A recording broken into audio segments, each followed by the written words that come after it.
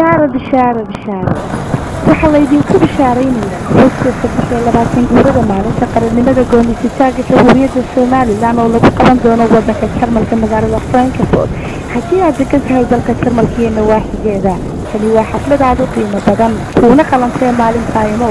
waxaa ka soo qayb galaya madax sare oo ka socota waddanka Jarmalka dalka Soomaaliland fanaaniinta kuwii ugu qaalisan ayaa ku iman doona oo habeenka halka ku maaweelinaya 17 bisha May ee magaalada Frankfurt ay ka dhacaysa ciwaanada telefoonada sida noola soo xiriiraysa inta bashashada ka aragta fadlan qiimee maalinta goonisitaanka xorriyadda la soo noqoshada Soomaaliland oo ka soo qayb galay